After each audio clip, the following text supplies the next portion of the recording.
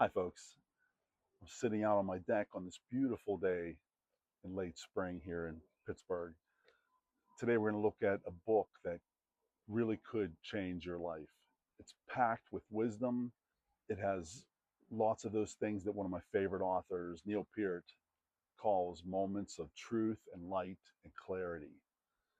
And I don't know if you've ever read a book like that, maybe your favorite piece of literature or any book really, where all of a sudden you read something and it just hits you, and like that just really hits home.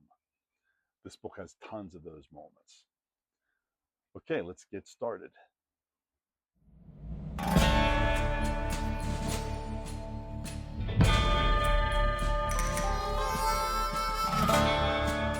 Okay, the book is called Living an Examined Life: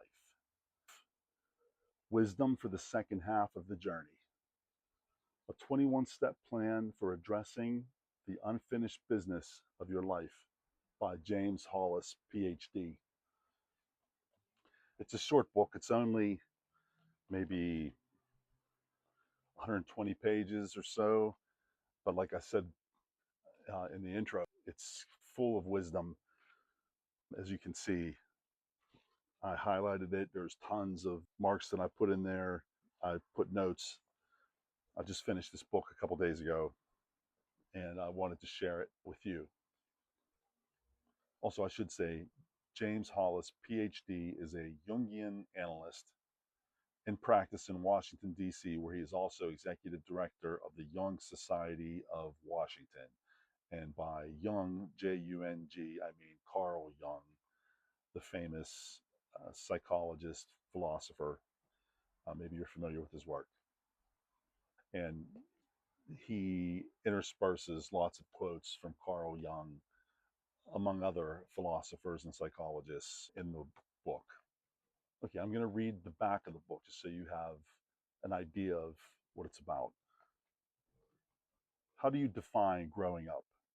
Does it mean you achieve certain cultural benchmarks, a steady income, paying taxes, marriage, and children? Or does it mean leaving behind the expectations of others and growing into the person you were meant to be? If you find yourself in a career, place, relationship, or crisis you never foresaw, or that seems at odds with your beliefs about who you are, it means your soul is calling on you to re examine your path. With Living an Examined Life, James Hollis offers an essential guidebook for anyone at a crossroads in life. Here, this acclaimed author guides you through 21 areas for self inquiry and growth, such as how to exorcise the ghosts of your past, when to choose meaning over happiness, how to construct a mature spirituality, and how to seize permission to be who you really are. With his trademark eloquence and insight, Dr. Hollis offers a potent resource you'll return to time and again to energize and inspire you on your journey to create a life of personal authority, integrity, and fulfillment. Okay, so now I'm just going to read through the chapters so you have an idea of what's in the book. Chapter 1, The Choice is Yours. Chapter 2, It's Time to Grow Up. Chapter 3, Let Go of the Old. Chapter 4, Recover Personal Authority. Chapter 5, Seek to Make Amends. Chapter 6, Step Out from Under the Parental Shade. Chapter 7, Vow to Get Unstuck.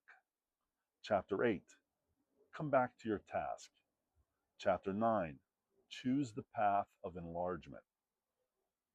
Chapter 10, What Gift Have You Been Withholding from the World? Chapter 11, See the Old Self-Destructive Patterns. Chapter 12, What is the Bigger Picture for You?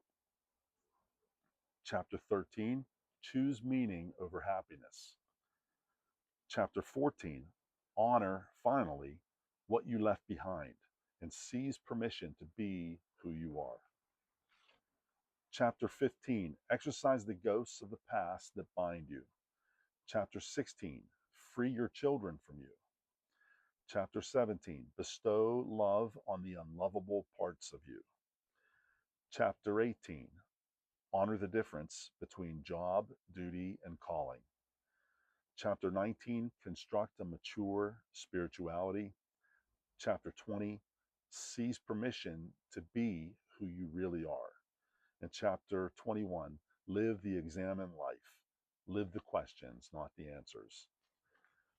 This book is perfect if you're embarking on a new path in life, maybe retirement.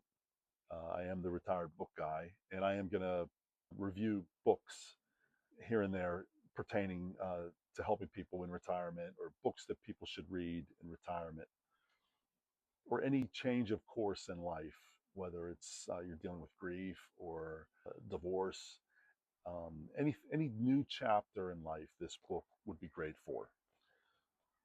Okay, so I'm just going to read a few things out of here, just so you get an idea. In the chapter Recover Personal Authority, he writes, the first half of life, at least for most of us, is essentially a giant unavoidable mistake. When I have offered this thought with deliberate hyperbole to various audiences, inevitably people laugh, the laugh of rueful recognition.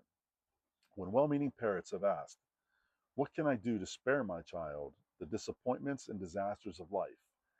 I have said, you can do little, if anything, because they have to try on their lives, make those mistakes, and learn whatever they can from them.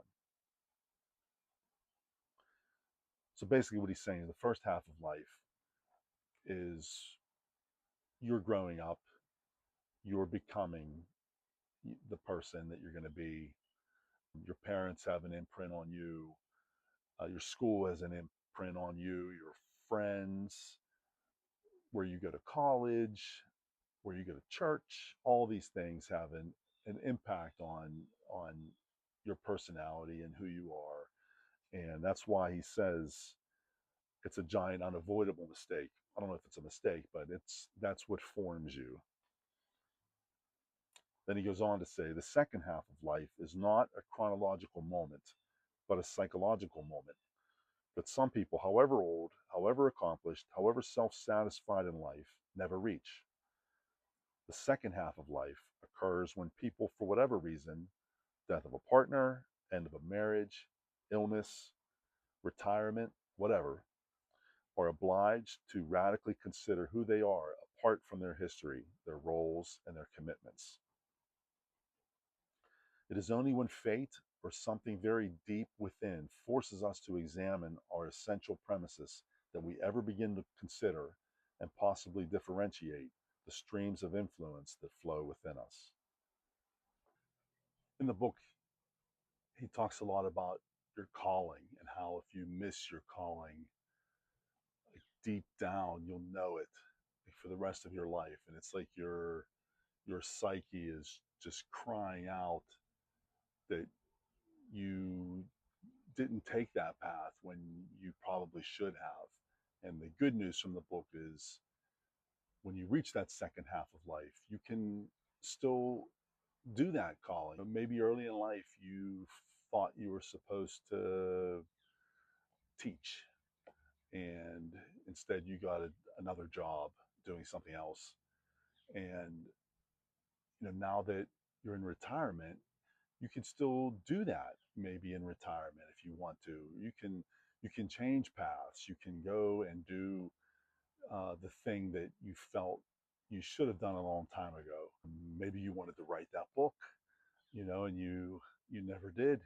You always felt though that you had a book inside you to write. Well, it's not too late. You can still do it.